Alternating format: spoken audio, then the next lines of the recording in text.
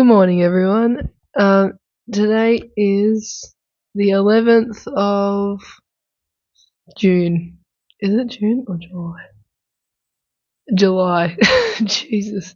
This year's gone so quick. Disclaimer, don't mind my voice. I'm getting over being sick, and yesterday I basically didn't have a voice, so we're going to see how we go this morning with this. But, anyway, this is going to be kind of like a quick reading vlog, I reckon. I just wanted to film myself reading A Court of Mist and Fury because I know that this is like one of the most popular books in this whole Okata, A Court of Thorns and Roses series, so I'm really keen to read it. I've also been putting it off a little bit because of the size of it, but we're just going to start it because I'm really keen to jump in, and I'm a little bit nervous. I don't know. There's apparently a lot happens in this book. I mean, it's everyone's favourite for a reason. So we're gonna see how we go, and I'll just take you along with me. And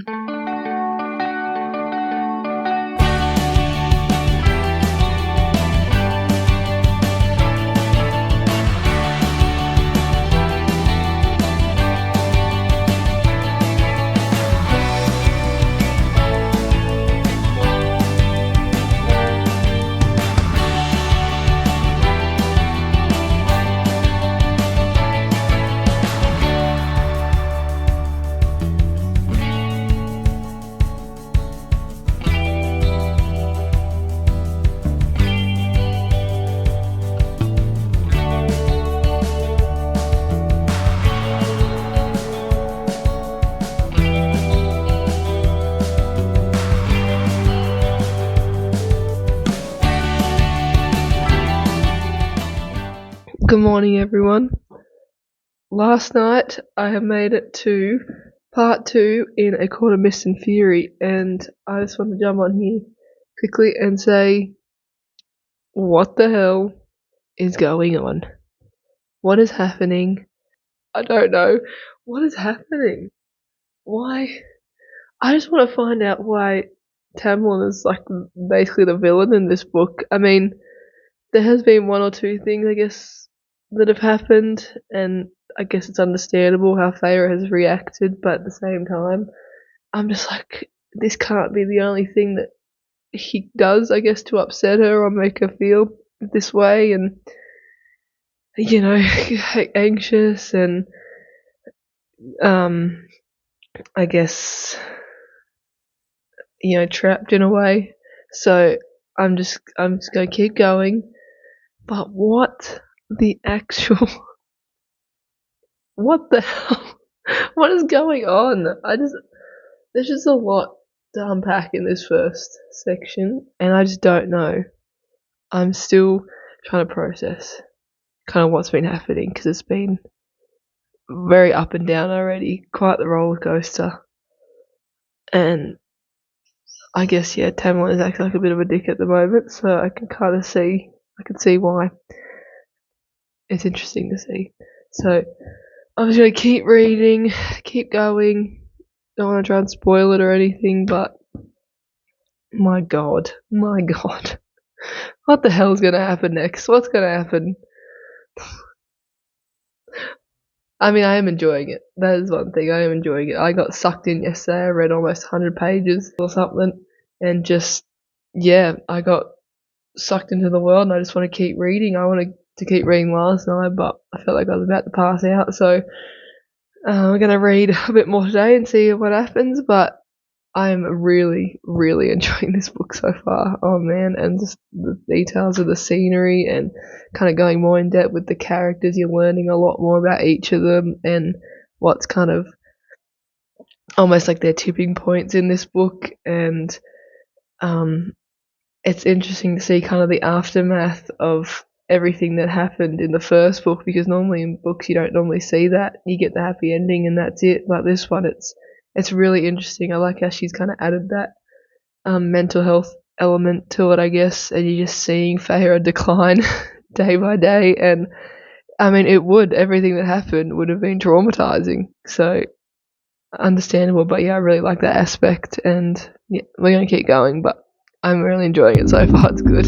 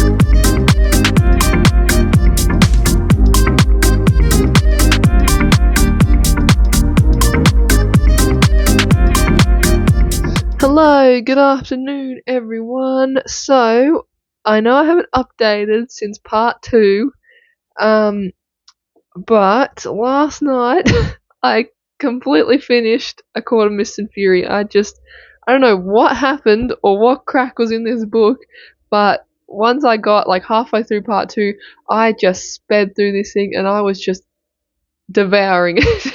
Like, I read a bit on Saturday and I basically read like all day on Sunday because I just was feeling a little under the weather, so I was laying down most of the day just reading, and holy moly, holy shit, this was good. Oh my god. I mean, I understand why Haley Fam and other YouTubers rate this 5 stars, and like I said, I don't normally rate books, but oh my god, I'm definitely rating this 5 stars. This was honestly, I loved it, and I mean, I definitely understand why Feyre felt the way she did, especially about Tamlin, because I know I was a little bit on the fence still about why she was pretty angry at him, and do understand because you do find out more stuff about what he did in his past and things like that. So it's definitely, eye opening in that way. You can understand why.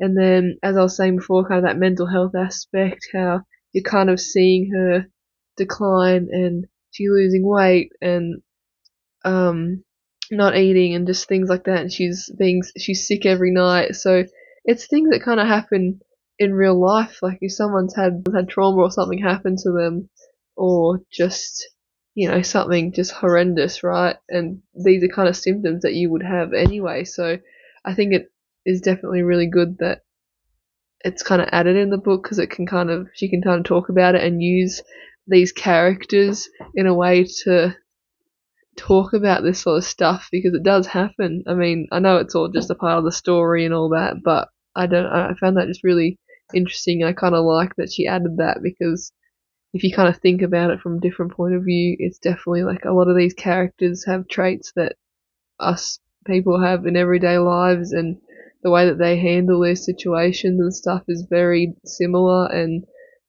all these different stages of grief and heartbreak and loss and everything, and you can tell that she's trying to heal, and she does start to heal, but it takes time. It always takes time with these things, and it's just I just like how she's written it, and I definitely can see how this could be seen in that way, and why people would love this book so much as well. And just obviously the story between certain characters that are getting together and adding her sisters into it more and kind of bringing them into this world now too. And it's really interesting. I just loved it. I loved it so much. I would highly recommend this book to just anyone that loves fantasy and all that sort of stuff. And I finally understand why everyone loves the one bed trope. It was in this book. I think this is the first and only book I've read that trope in, which I'm kind of surprised about, but I understand the hype. It was great. And I'm just shook, and I just want to go and read the next book straight away. I have to go buy it.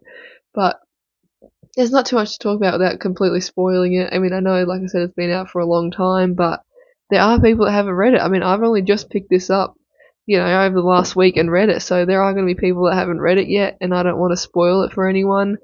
But I just recommend reading it. Like, if you're into these types of books, especially fantasy and a lot of other popular fantasy series, I would highly recommend that you read this and pick it up and just give it a go. Even if you pick up A Court of Thorns and Roses first and just see how you go, but just know that the first one's always the world building, it's always building up the characters, it's always just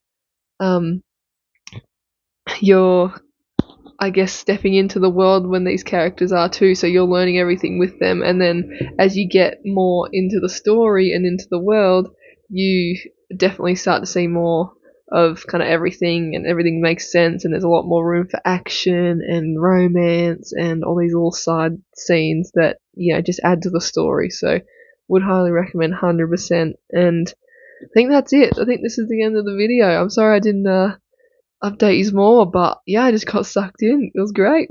Loved it. I haven't had that experience in a book for a little while, so I'm definitely keen to keep going, and yeah, we'll see where it takes us. But I might film my reaction for the next book as well. We'll see how I go. But yes, I will see you in the next one.